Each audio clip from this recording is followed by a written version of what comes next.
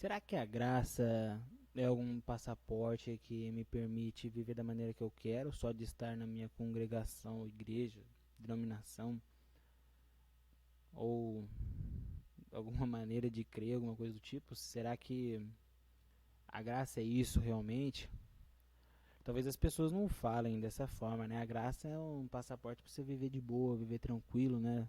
Você já está na graça, né? Jesus morreu por você, limpou seus pecados, você já não é mais pecador. Talvez eles não falam assim, mas eles vivem e demonstram que creem dessa forma. Igrejas totalmente libertinas. Mas primeiro, para a gente entender qual que é a eficácia da graça realmente, a gente tem que ver a diferenciação da graça e da lei. Meu nome é Naftali Degomar, sou cooperador da Igreja Tabernáculo da Revelação em Campo Grande, pastor Degomar. Ok? Vou abrir aqui minha Bíblia em João, o Evangelho segundo a João, capítulo 1, versículo 16. E todos nós recebemos também da sua plenitude, com graça sobre graça. Porque a lei foi dada por Moisés, e a graça e a verdade vieram por Jesus Cristo. O interessante é que a graça e a verdade vieram por Jesus Cristo. Só há uma verdade. Logo entendemos aqui que a graça superabundou a ordenação da lei. Ela superou a lei. Entendemos também aqui o poder da graça em Romanos, capítulo 5, versículo 13, o objetivo da lei, que era apenas porque até a lei, versículo 13, estava o pecado no mundo. Mas o pecado não é imputado não havendo lei. Então a lei era simplesmente para imputar o que era certo e errado. Como sabemos o que é certo e errado se não há uma lei para distinguir o que é certo e errado? Não tem como. Tem que ter um falando, você não pode pisar ali. E ali você pode, mostrando ali é um caminho certo, ali é o caminho errado. Então há lei simplesmente para isso. Então, também aqui já mostra o poder da graça. Que o pecado não é imputado, mas isso aí faz você poder, qualquer um de nós, viver em devaneio de qualquer maneira. Bom, lá em Gálatas, capítulo 5 também, você vai entender melhor aonde você está firmado. Porque realmente a graça, ela vem, cobre seus pecados, limpa você do pecado e você não é encontrado pecador diante dos olhos de Deus. Só que você tem que entender se realmente estamos na graça. O caminho que é estar na graça. Não está todo mundo na graça. Não é qualquer denominação ou qualquer igreja que você vai que você automaticamente já está cotado nas pessoas que são agraciadas por Deus. Você vai ver com a sua vida, a sua atitude pessoal, se você está na graça de Deus. Aqui no versículo 19 do capítulo 5, você vê as obras da carne. Porque as obras da carne são manifestas, as quais são prostituição, impureza, lascívia, idolatria, feitiçaria. Até o 21, invejas, homicídios, você vê só coisa ruim, que são as obras da carne. Se você vive em carne, se eu vivo em carne, as obras vão ser a qual você vive. A semente está plantada, semente de laranja vai dar laranja. Se você está plantado na carne, se você só é nascido na carne, as suas obras são da carne. Interessante que você olha, você está em carne. Não tem como você negar isso. Que é uma herança que você recebeu do seu primeiro pai, Adão. Que é esse cargo, esse fardo.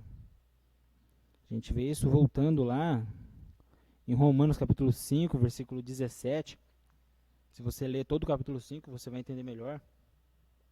Porque se pela ofensa de um só, Adão, o primeiro Adão, a morte reinou por esse, muito mais os que recebem a abundância da graça e do dom da justiça reinarão em vida por um só, Jesus Cristo. Então, pela carne que você recebeu do seu pai Adão, por essa carne você está preso e fadado ao pecado. O filho, ó, afadado, não tem jeito, você não tem alternativa nenhuma. Na lei, você é pecador. Mas pela graça, você é santo e remido. Mas quais são as obras da graça? Para você saber se você está em graça. Versículo 22 de Gálatas 5 fala: Mas o fruto do Espírito é amor, gozo, paz, longanimidade, benignidade, bondade, fé, mansidão, temperança. Por isso que Jesus falou que temos que nascer da água e do Espírito. Ser nascido só em carne, as obras são da carne. Mas aí você fica com medo, né? A gente fica receoso. Meu Deus do céu, é tão rígido assim. E agora, o que vamos fazer? Ainda mais que no final do versículo 21 fala que os que cometem tais coisas não herdarão o reino de Deus. Tais coisas qual? Idolatria.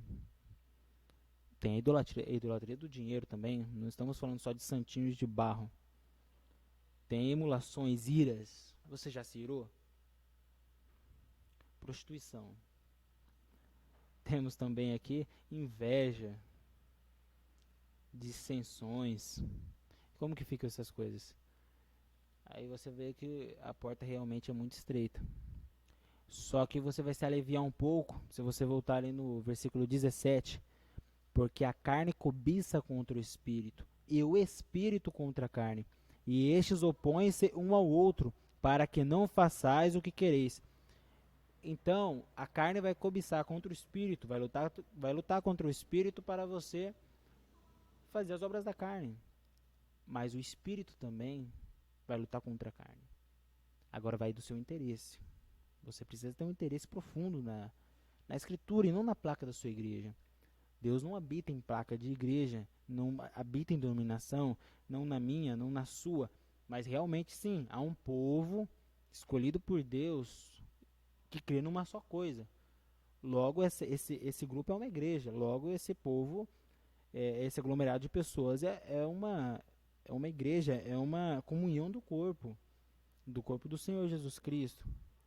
Então não tem como você, infelizmente, não tem como você falar que igreja fulana de tal e fulana de tal está certa, porque as doutrinas, elas são diferentes uma da outra e não batem com a escritura. Você não pode falar que todo mundo está certo e também todo mundo está errado, mas sim há um povo certo que está debaixo da graça, um povo somente. Não a placa da igreja, não a igreja desse povo, não a denominação, não, é um povo de Deus escolhido, que está escolhido não por desígnio humano, do pastor e etc. Não, o desígnio de Deus, o desígnio da palavra. Amém? Então você vê que não é tão difícil também, então é tudo pela fé. É tudo pela fé. Você tem que olhar com o olho da fé e não o olho da carne. O olho da carne, você já está fadado ao pecado e à destruição total. Não tem para onde fugir. Mas com os olhos da fé, vivendo em espírito, mesmo que uma vez ou outra, infelizmente, a carne vai tentar te puxar, porque a carne cobiça contra o espírito, você vai acabar sentindo talvez inveja do seu irmão, ou talvez vai ter ira com o seu irmão, alguém da sua família, você vai ter alguma dissensão na igreja, alguma coisa do tipo, mas logo o espírito também vai lutar contra essa carne e você vai se recuperar conscientemente falando e vai reaver os seus erros. Isso é a graça. Você tropeça, mas tem alguém estendendo as mãos para você. E esse é Jesus Cristo, o Espírito Santo, em forma do Espírito Santo, estendendo as mãos para você e tirando você do lamaçal do pecado, o qual a lei não fazia. Porque senão o sacrifício da lei, que era matar aqueles cordeirinhos, um só já era o suficiente para a vida inteira, mas não era.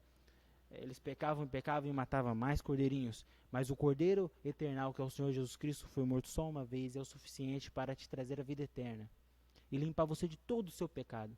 Mas agora você tem que estar em plena concordância com a Bíblia, com a Sagrada Escritura, e não com a placa da sua igreja. Amém? É interessante você, eu, cada vez mais em nossas vidas, se interessar mais pela palavra de Deus. Amém? É ela que traz a salvação, a vida eterna. Amém? Espero que tenha servido de bênção para você. E logo, logo estaremos fazendo mais vídeos, amém? Deus abençoe. Estou aqui no Tabernáculo da Revelação, juntamente com o pastor Lugomar.